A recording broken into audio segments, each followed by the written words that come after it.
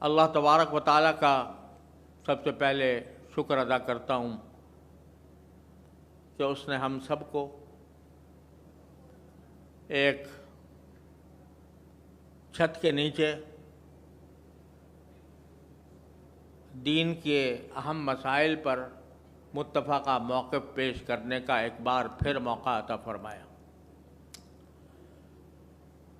ہماری تاریخ اس بات کی گواہ ہے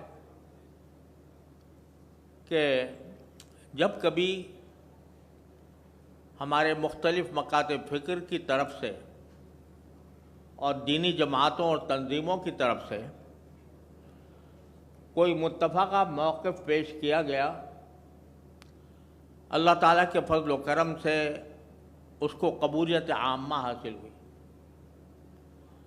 اس کا سب سے پہلا مظاہرہ سن 1951 میں جب پاکستان کے لیے دستور سازی کا مرحلہ درپیش تھا، تو اس موقع پر یہ کہا جاتا تھا کہ اسلام کا کوئی دستور متعین نہیں ہے۔ تو الحمدللہ اس وقت کے ہمارے اکابر علماء جمع ہوئے اور حضرت مولانا احتشام الحق صاحب تھانوی، میرے والد ماجد حضرت مولانا مفتی احمد شفیع صاحب، حضرت مولانا عبدالحامد بدایونی رحمۃ اللہ علیہم اجمعین، انہوں نے 33 علماء کا ایک اجتماع سن 1951 میں منعقد کیا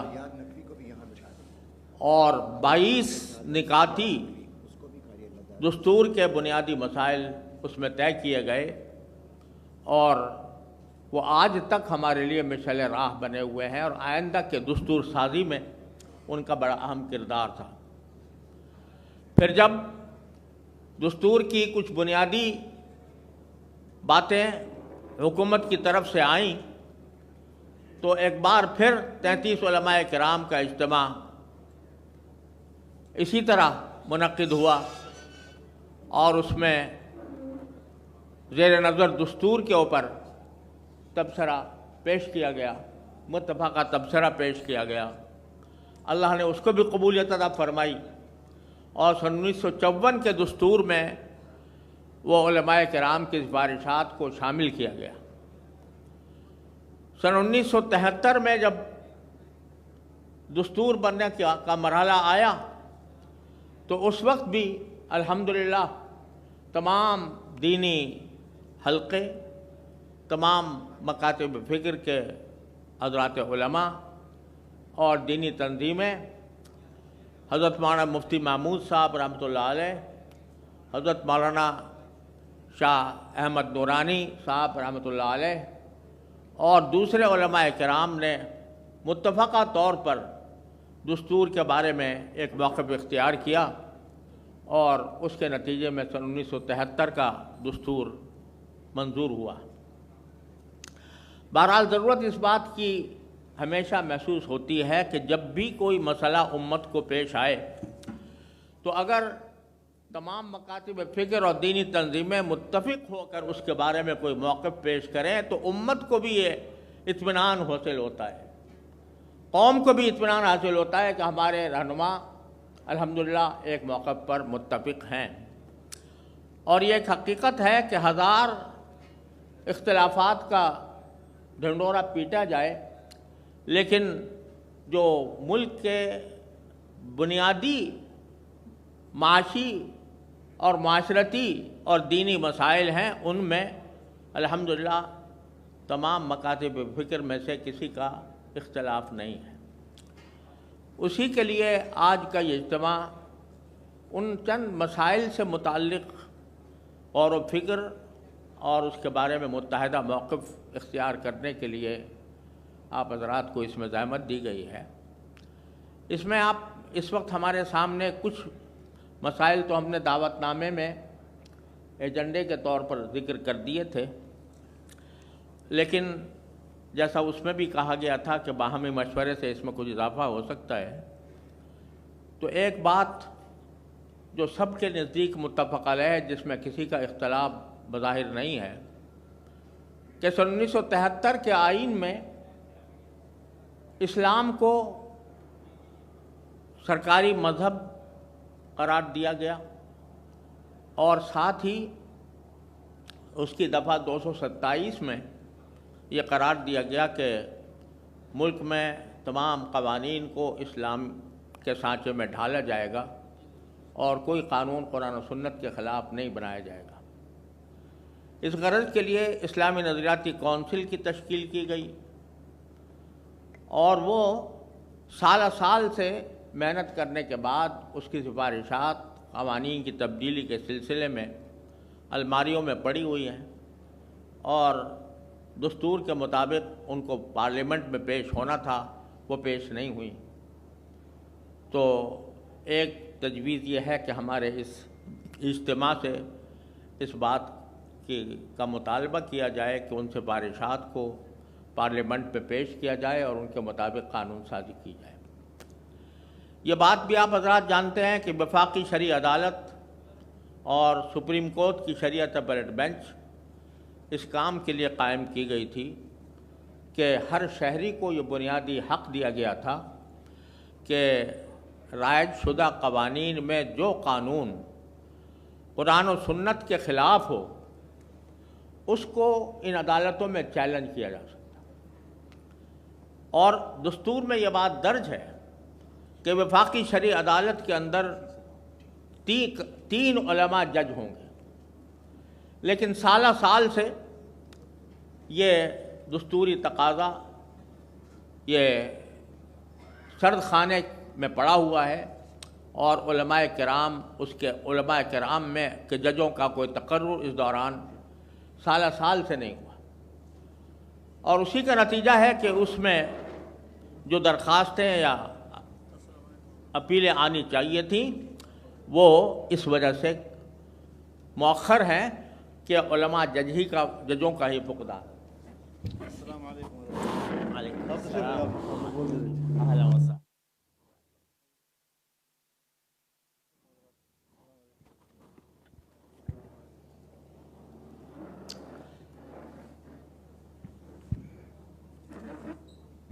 اس کے نتیجے میں چونکہ ججوں میں علماء کرام شامل نہیں ہیں تو بعض اوقات غلط فیصلے بھی آ جاتے ہیں، اور چونکہ امت کا اس پر اعتماد نہیں علماء ججوں کے نہ ہونے کی وجہ سے، اس لیے اس میں درخواستوں کی بھی قلت ہے۔ جتنی درخواستیں ہونی چاہیے تھیں اتنی درخواستیں موجود نہیں ہیں اور وہ زیر التوا پڑی ہیں۔ تو ایک گزارش یہ ہے کہ اس اجتماع کی طرف سے یہ مطالبہ پیش کیا جائے کہ وفاقی شرعی عدالت میں آئین کے تقاضوں کے مطابق علماء مقرر کیے جائیں، اور شریعت اپیلیٹ بینچ میں بھی وہ علماء جن کی صلاحیت کا معیار آئین کے اندر موجود ہے اس کے مطابق ان کا تقرر کیا جائے۔ تیسری بات جو اس وقت پیش نظر ہے وہ یہ کہ 26ویں ترمیم آئین کے اندر جب ہوئی تو اس میں اللہ تعالیٰ کے فضل سے اور ماشاءاللہ ہمارے مولانا فضل الرحمان صاحب کی کاوش سے یہ اضافہ کیا گیا کہ ملک کو سودی معاملات سے 1 جنوری 2028 سے سود سے بالکل پاک کر دیا جائے گا۔ یہ ایک بہت ہی خوش آئند ترمیم تھی جس کا مدت سے انتظار بھی تھا، لیکن اس دوران ایسا معلوم ہوتا ہے کہ باقاعدہ سوچی سمجھی اسکیم کے تحت اس ترمیم کے تقاضوں کو سبوتاژ کرنے کی کوشش ہو رہی ہے۔ وزارت قانون کی طرف سے ایک خط لکھا گیا اور اس میں یہ تجویز پیش کی گئی کہ ان بینکوں کو اس ترمیم کے تقاضوں سے مستثنی رکھا جائے، یعنی ان کو سودی معاملات جاری رکھنے کی گنجائش دی جائے جس میں کسی غیر ملکی کی شیئر ہولڈنگ ہے۔ اس وقت صورتحال یہ ہے کہ بڑے بڑے بینک، حبیب بینک، یونائٹڈ بینک، مسلم کمرشل بینک اور بڑے بڑے جتنے بینک ہیں اس میں کچھ غیر ملکی شیئر ہولڈرز کی حصہ داری موجود ہے، اور اب اس وزارت قانون کی تجویز کے مطابق یہ بات موثوق ذرائع سے معلوم ہوئی ہے کہ ان تمام بینکوں کو سود کا نظام جاری رکھنے کے لیے ترمیم کے تقاضوں سے مستثنیٰ کر دیا گیا ہے، جس کا معنی یہ ہے کہ 2029 سے جو سود کو ختم کرنے کا دستوری تقاضا تھا اس کو ان رکاوٹوں کی وجہ سے پامال کیا جا رہا ہے، اور عذر یہ پیش کیا جا رہا ہے کہ اس میں چونکہ غیر ملکی افراد کی شیئر ہولڈنگ ہے، لہذا اس ہمارے کچھ بین الاقوامی معاہدات کی وجہ سے ہم ان کو سود سے پاک نہیں کر سکتے۔ حالانکہ صورتحال یہ ہے کہ کوئی بھی غیر ملکی کمپنی یا تجارتی ادارہ جب کسی ملک میں قائم ہوتا ہے تو وہ اس ملک کے قوانین کا تابع ہوتا ہے، اور اس سے پہلے بھی غیر ملکی بینک وہ غیر سودی بینکاری کرتے رہے ہیں۔ اور دوسری بات یہ ہے، یہ ایک قانون کی مسلم حقیقت ہے جس پر سپریم کورٹ کے فیصلے موجود ہیں کہ جو بین الاقوامی معاہدات ہیں وہ جب تک پارلیمنٹ پہ پیش ہو کر قانون کا حصہ نہ بن جائیں اس وقت تک ان کو قانونی حیثیت نہیں دی جا سکتی۔ لہذا ان معاہدات کی بنیاد پر بڑے بڑے بینکوں کو،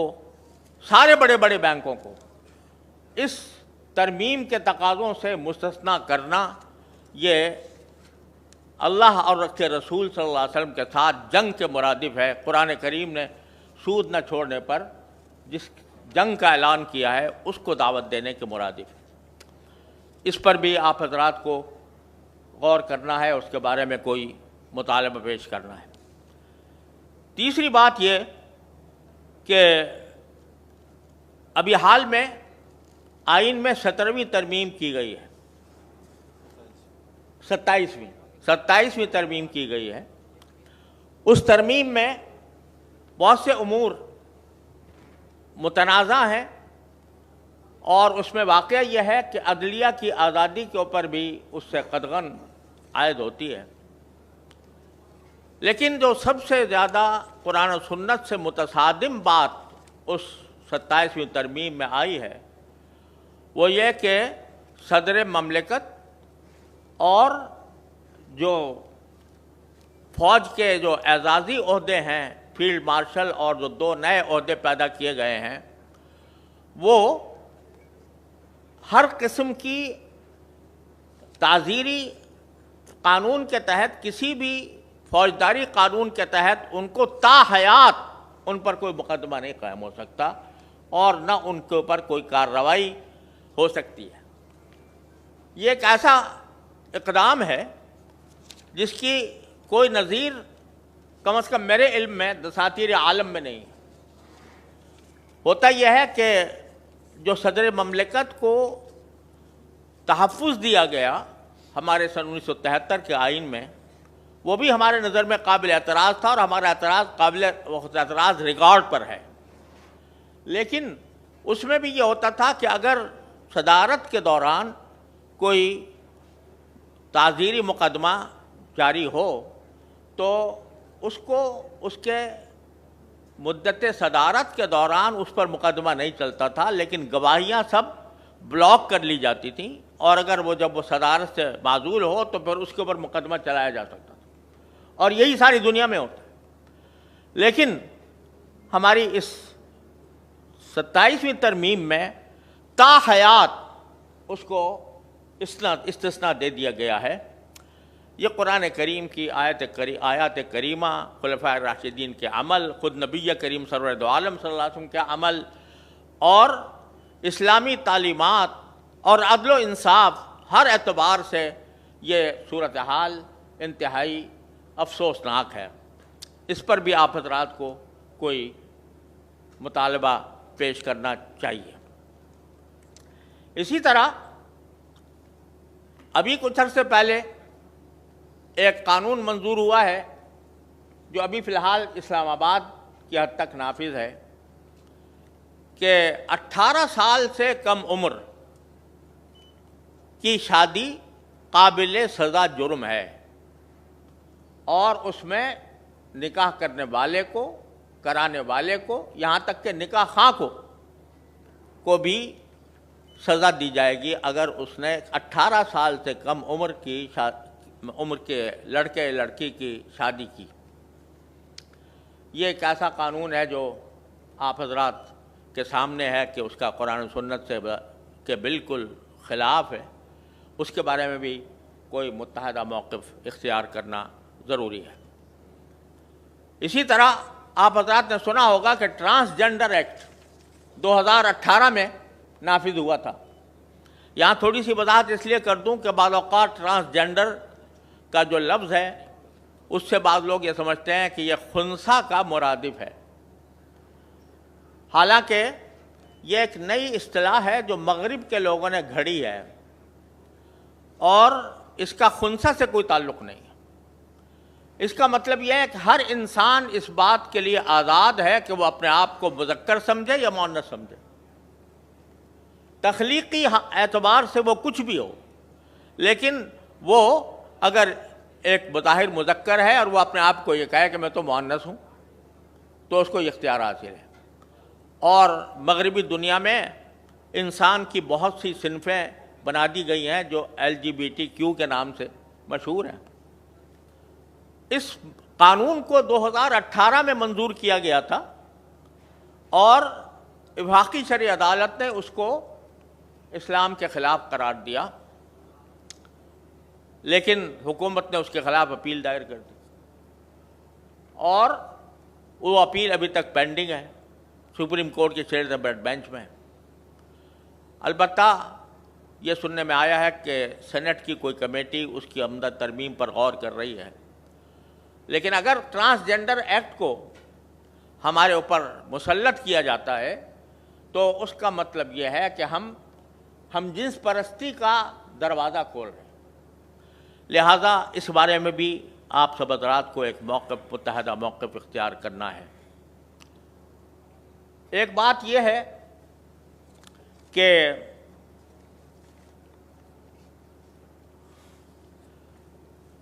ہمارا ملک اس وقت طرح طرح کے مسائل کا شکار ہے۔ اس کے بارے میں علماء کرام کی طرف سے بار بار اس بات کی وضاحت کی گئی ہے کہ ملک میں نفاذ شریعت کے لیے آئینی جد و جہد ہی ایک واحد طریقہ ہے، اور مسلح جد و جہد کا نہ صرف یہ کہ کوئی اس کے اندر فائدہ نہیں، بلکہ شریعت کے بالکل خلاف ہے کہ مسلح بغاوت کی جائے ریاست کے خلاف۔ اس بات کا ہم بار بار علماء کرام کی طرف سے اعلان ہو چکا ہے۔ آج پھر ہمیں چاہیے کہ اس موجودہ حالات میں جبکہ دہشت گردی کا ایک طوفان ملک پر مسلط ہے، کبھی اسلام کے نام پر، کبھی صوبائیت کے نام پر، اس کے بارے میں بھی ہم کوئی متحد موقف اختیار کریں۔ اسی طرح اس وقت پاکستان اور افغانستان کے درمیان صورتحال کشیدہ ہے۔ اس سلسلے میں بھی علماء کرام کو ایک متحد موقف اختیار کرنا چاہیے، اور ایک ایسا پیغام ساری امت کو اور حکومت کو، دونوں حکومتوں کو دینا چاہیے